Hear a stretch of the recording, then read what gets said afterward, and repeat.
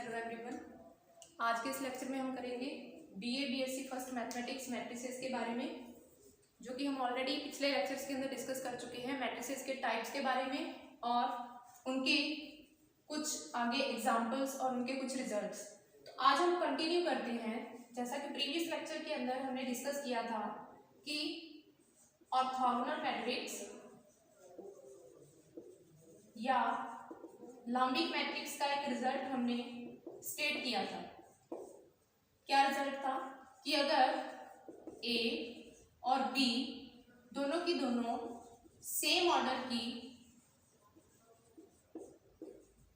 Square matrices हैं, वर्ग matrix हैं, तो ए बी यानी उनका प्रोडक्ट और बी ए भी क्या होती है, ऑर्थोगोनल स्क्वायर नहीं, ऑर्थोगोनल मैट्रिक्स है। तो उनका प्रोडक्ट भी क्या होती है, ऑर्थोगोनल मैट्रिक्स होती है। ठीक है, ए और बी सेम ऑर्डर की ऑर्थोगोनल मैट्रिक्स है, तो ए बी और बी ए भी क्या होती है, ऑर्थोगोनल यानी कि लंबिक मैट्रिक्स होती है। तो इसको हम प्रूव करेंगे।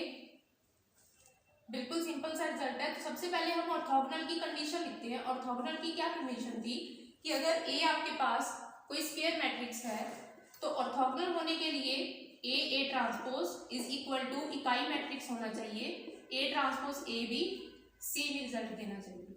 ठीक है, तो हमारे पास क्या है इस टाइम, हमारा टू प्रूफ क्या है कि ए बी और बी ए ये भी क्या होनी चाहिए, आपके पास ऑर्थोगोनल होनी चाहिए। तो बेसिकली दैट इज हमें प्रूफ क्या करना है, हमारा टू प्रूफ क्या है कि ए बी फिर A B transpose is equal to I होना चाहिए, ए बी ट्रांसपोज और ए बी इस तरफ से भी क्या होना चाहिए, इकाई मैट्रिक्स होना चाहिए। तो ये हमारा टू प्रूफ है।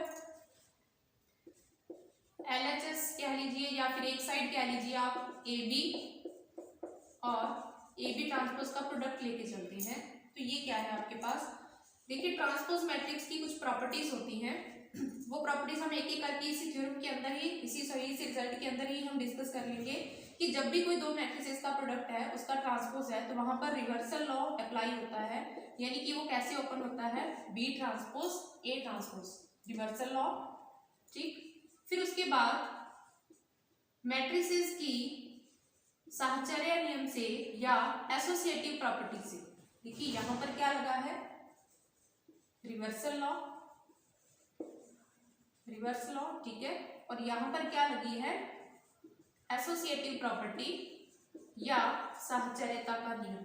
ठीक, तो बी ट्रांसपोज एसोसिएट। ओके, तो यहां ये वाला रिजल्ट क्या कहता है, हम पहले कह चुके हैं रिजल्ट के अंदर क्या है, ए और बी सेम ऑर्डर की कौन सी मैट्रिक्स है, ऑर्थोगोनल मैट्रिक्स है। तो ऑटोमेटिकली आपके पास ए के लिए ये रिजल्ट होल्ड करता है और बी के लिए क्या होगा, बी ट्रांसपोज भी किसके इक्वल होगा, आई के, और बी ट्रांसपोज बी किसके इक्वल होगा, आई के।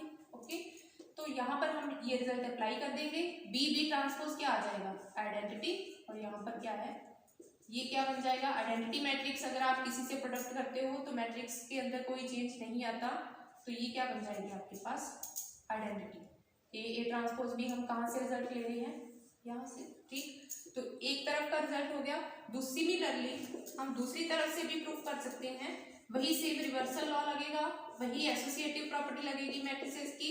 यहाँ पर कैसे लगेगा, B transpose A transpose then A B. अब एसोसिएटिव प्रॉपर्टी इन दोनों के बीच, बी ट्रांसपोज ये होगा ए ट्रांसपोज ए बी, फिर ए ट्रांसपोज ए को आप क्या राइट करोगे, आइडेंटिटी। ये आ जाएगा आपके पास बी ट्रांसपोज फिर आइडेंटिटी फिर बी, ये बेसिकली बी ट्रांसपोज बी ही रहेगा।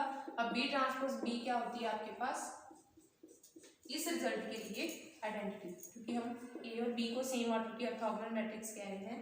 तो बेसिकली ये दोनों रिजल्ट जो हैं वो इक्वल टू क्या आए हैं, आइडेंटिटी के, आई के। तो यहाँ से क्या प्रूफ हो गया कि ए बी और बी ए भी कौन सी मैट्रिक्स है, सॉरी ए बी, फिलहाल आपका ए बी मैट्रिक्स प्रूफ हो गया कि ए बी कौन सी मैट्रिक्स है, ऑर्थोगोनल मैट्रिक्स। इसी तरीके से आप किसको प्रूफ कर सकते हो, बी ए को भी ऑर्थोगोनल मैट्रिक्स प्रूफ कर सकते हो। उसके लिए हमारा टू प्रूफ क्या बनेगा, उसके लिए हमारा टू प्रूफ बनेगा B A transpose is equal to identity is equal to B A transpose B A. तो बिल्कुल सेम प्रोसीजर को फॉलो करके अपने इसको भी क्या प्रूफ कर सकते हैं, ऑर्थोगोनल मैट्रिक्स प्रूफ कर सकते हैं। तो ये रिजल्ट हमारा, हमने प्रीवियस सिर्फ इसको स्टेट किया था, आज हमने इसका प्रूफ देखा। अब इसके आगे हमारे दो प्रूफ और हैं जो कि हमने प्रीवियस लेक्चर के अंदर ओनली स्टेट किए थे, इसको प्रूफ करेंगे। हर्मिशियन मैट्रिक्स और स्क्यू हर्मिशियन मैट्रिक्स को लेकर दो रिजल्ट आए थे, एक हर्मिशियन मैट्रिक्स का रिजल्ट और एक स्क्यू हर्मिशियन मैट्रिक्स का रिजल्ट था। तो कौन से रिजल्ट थे वो, कि हर्मिशियन मैट्रिक्स की, पहले रिजल्ट की बात करें,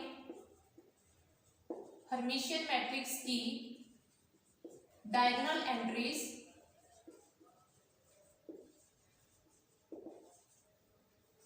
रियल यानी कि वास्तविक होती है, ये रिजल्ट था। और स्क्यू हर्मिशियन के लिए भी था, स्क्यू हर्मिशियन मैट्रिक्स की डायगोनल एंट्रीज यानी डायगोनल एलिमेंट्स या तो जीरो होती है या प्योरली इमेजिनरी होती हैं, विशुद्ध काल्पनिक होती हैं।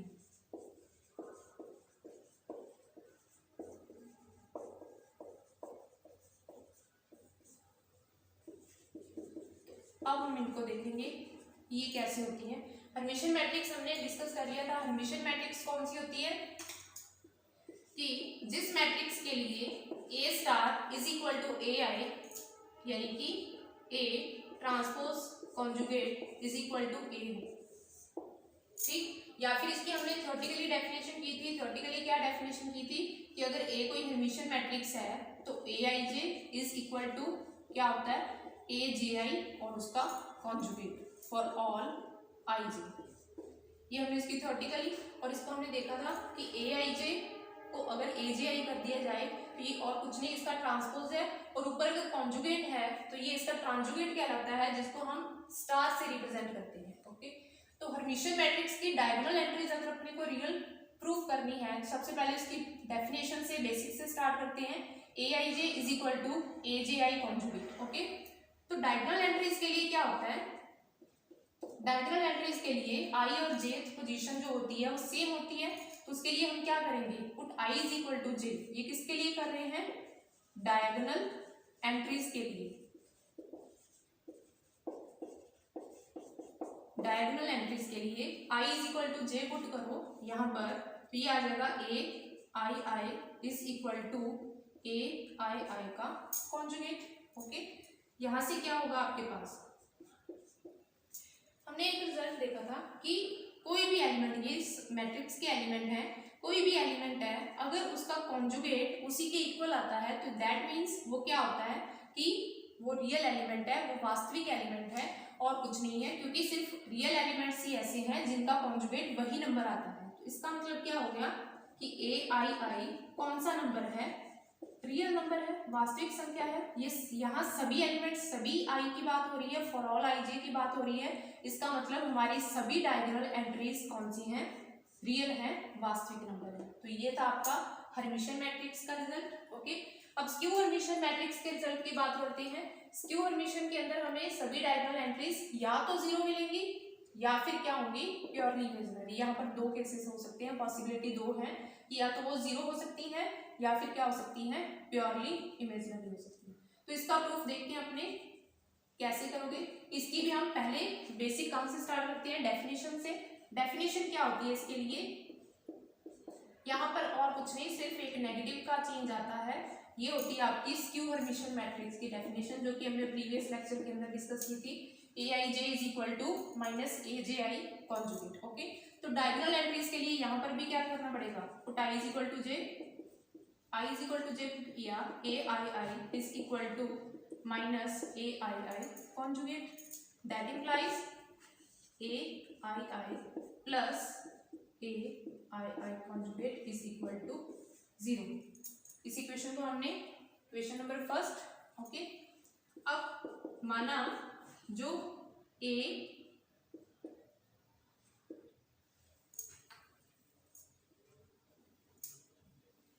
आई आई है वो क्या है x प्लस आयोटा वाई, जहां x और y दोनों के दोनों कौन से नंबर होते हैं, रियल नंबर। हमने मान लिया कि ये something x plus iota Y की फॉर्म में है, तो यहाँ से इसका कॉन्जुगेट क्या आएगा, ए आई आई का कॉन्जुगेट क्या होगा, वो होगा x minus iota y, okay. इन दोनों को ऐड करने पर ए I I plus A I I का कॉन्जुगेट इज इक्वल टू, दोनों को ऐड करो तो ये कैंसिल आउट और ये क्या होगा आपके पास 2x। इसको दे दिया इक्वेशन नंबर 2। 1 and 2, 1 and 2 से आपके पास क्या इंप्लाई होता है, 2x इज इक्वल टू क्या आ जाएगा आपके पास 0। दैट इंप्लाइज यहाँ से x इज इक्वल टू क्या आ गया 0। अगर x इज इक्वल टू 0 है तो ए आई आई जो कि हमने सपोज किया था, जो कि हमने माना था कि वो x प्लस आयोटा वाई है, यहाँ x 0 होने पर ये ए आई आई सिर्फ क्या बचा आपके पास आयोटा y, ठीक है। जहां y कौन सी संख्या है, रियल नंबर है, वास्तविक संख्या है, कोई कॉम्प्लेक्स नंबर नहीं है, ओके। जस्ट आयोटा इसको क्या कर रहा है, इसको काल्पनिक, विशुद्ध काल्पनिक का रूप दे रहा है। अब यहाँ देखिए, यहाँ पर आपके पास y रियल नंबर है, तो रियल नंबर्स की पॉसिबिलिटीज क्या क्या है आपके पास, रियल नंबर्स के अंदर 0 हो सकती है, ओके, नेगेटिव नंबर्स हो सकते हैं, पॉजिटिव नंबर्स हो सकते हैं, कोई भी। लेकिन ये आयोटा की वजह से ये हमेशा क्या रहेगा, अगर तो y 0 आ गया तो ए आई आई का आंसर क्या हो जाएगा 0, ओके। और अगर y कोई और 0 के अलावा कोई और रियल नंबर आता है तो ए आई आई इसके साथ हमेशा आयोटा तो लगा ही रहेगा, तो ए आई आई उस वक्त क्या होगा, प्योरली इमेजिनरी होगा। तो हो गया प्रूफ। यहाँ से ए आई आई किसको रिप्रेजेंट कर रहा है, सभी डायगोनल एंट्रीज को रिप्रेजेंट कर रहा है। तो y की वैल्यू के ऊपर डिपेंड करता है, y रियल नंबर है तो इसकी पॉसिबिलिटीज क्या है, ये 0 वैल्यू ले सकता है, नेगेटिव रियल नंबर आ सकते हैं, पॉजिटिव रियल नंबर आ सकते हैं। अगर y 0 वैल्यू लेगा तो डायगोनल एंट्रीज क्या हो जाएंगी 0।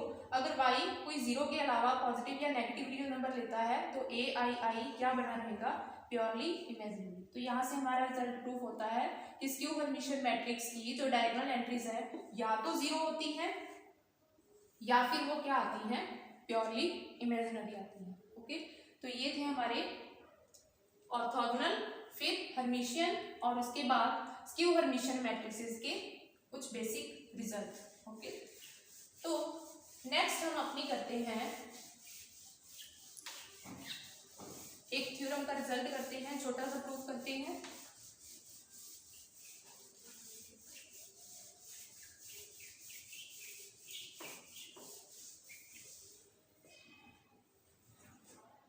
छोटा सा रिजल्ट अपने प्रूफ करते हैं। यहाँ पर थ्योरम ए आपके पास क्या है, कोई वर्ग मैट्रिक्स है, कोई स्क्वायर मैट्रिक्स है, ठीक है। उसके आपने प्रूफ करना है, प्रूफ करो कि क्या प्रूफ करना है, ए प्लस ए ट्रांसपोज हमेशा क्या होती है, सममित मैट्रिक्स होती है, सिमेट्रिक मैट्रिक्स होती है, ठीक है। दूसरा point, A minus A transpose ये हमेशा कौन सी मैट्रिक्स होती है, स्क्यू सिमेट्रिक मैट्रिक्स होती है या फिर विषम सममित मैट्रिक्स होती है। तीसरा, ए ट्रांसपोज या ए ट्रांसपोज ए ये हमेशा क्या रहती है, सिमेट्रिक मैट्रिक्स रहती है। ये हम यहाँ प्रूफ कर रहे हैं। तो प्रूफ के अंदर देखो, हम ए पार्ट को प्रूफ कर रहे हैं, ओके। सिमेट्री की कंडीशन हमें ध्यान में होनी चाहिए। सिमेट्रिक मैट्रिक्स अगर हमें किसी को प्रूफ करना है, वर्ग मैट्रिक्स को सिमेट्रिक प्रूफ करना है, तो क्या होना चाहिए, जस्ट सिंपली ए ट्रांसपोज किसके इक्वल आना चाहिए, ए के इक्वल आना चाहिए। किसी भी मैट्रिक्स को अगर सिमेट्रिक प्रूफ करना है तो A transpose is equal to A होना चाहिए। तो ए पार्ट के अंदर हमें किसे सिमेट्रिक प्रूफ करना है, ए प्लस ए ट्रांसपोज को। तो हमारा टू प्रूफ क्या होगा, हमारा टू प्रूफ रहेगा ए प्लस ए ट्रांसपोज का जो ट्रांसपोज है वो किसके इक्वल आना चाहिए, ए प्लस ए ट्रांसपोज के। सिंपली जिस भी मैट्रिक्स को सिमेट्री करना है उस मैट्रिक्स का ट्रांसपोज सेम वही मैट्रिक्स आनी चाहिए। ओके, तो अपने करते हैं LHS। LHS क्या है, ए प्लस ए ट्रांसपोज देन उसका ट्रांसपोज इज इक्वल। ओके, तो यहाँ पर ट्रांसपोज की प्लस वाली प्रॉपर्टी लगती है, तो ध्यान रखना हमेशा कोई भी दो मैट्रिक्स हैं ए और बी, चाहे तो वो प्लस के अंदर है चाहे वो माइनस के अंदर है, ए प्लस माइनस बी का जो ट्रांसपोज है, चलिए इसको रिजल्ट हम यहीं पर लिख देंगे कि ए प्लस माइनस बी का जो ट्रांसपोज है वो हमेशा सीधा ही ओपन होता है ए का ट्रांसपोज, फिर उसके बाद दूसरी मैट्रिक्स का ट्रांसपोज। यहाँ पर आप since A plus B transpose कैसे होता है, A transpose plus B transpose होता है। ओके, ए ट्रांसपोज प्लस ये ए किसी भी मैट्रिक्स का ट्रांसपोज लेते हैं तो वापस से वही मैट्रिक्स आती है। तो ये भी रिजल्ट आपका, क्योंकि आप करके देख सकते हो, आपने एक बार ट्रांसपोज किया यानी आपने एक बार मैट्रिक्स के रो और कॉलम को इंटरचेंज कर दिया, आप वापस से ट्रांसपोज कर रहे हो, मतलब आप फिर से रो और कॉलम को इंटरचेंज कर रहे हो, तो बेसिकली आपको वही ओरिजिनल मैट्रिक्स ए ही मिलने वाली है। ओके, यहाँ पर आ गया ए ट्रांसपोज प्लस ए। अब चाहे ए ट्रांसपोज प्लस ए लिख सकते हैं अपने, या ए प्लस ए ट्रांसपोज, क्योंकि मैट्रिसेस जो है एडिशन के लिए कम्यूट करती हैं, कम्यूटेटिव प्रॉपर्टी का पालन करती हैं। तो यहाँ से क्या हो गया, LHS इज इक्वल टू क्या होगी, RHS। तो प्रूफ है हमारा कि ए प्लस ए ट्रांसपोज कौन सी मैट्रिक्स होती है, हमेशा सिमेट्रिक मैट्रिक्स होती है। सिमिलरली हम बी पार्ट को क्या करेंगे, स्क्यू सिमेट्रिक मैट्रिक्स प्रूफ करेंगे। तो बी पार्ट के लिए हमारा टू प्रूफ क्या रहेगा, उसके लिए हमारा टू प्रूफ रहेगा ए माइनस ए ट्रांसपोज।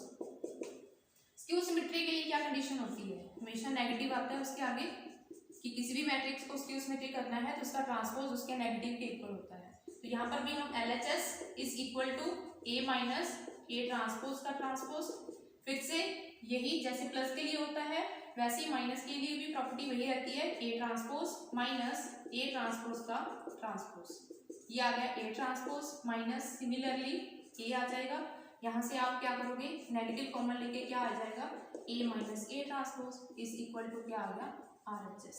तो हमारा यहाँ से क्या प्रूफ होता है कि ए माइनस ए ट्रांसपोज हमेशा कौन सी मैट्रिक्स होती है, विषम सममित मैट्रिक्स होती है, स्क्यू सिमेट्रिक मैट्रिक्स होती है। ओके, अब सी पार्ट आपके पास, इसके लिए हमें क्या प्रूफ करना है, टू प्रूफ ए ट्रांसपोज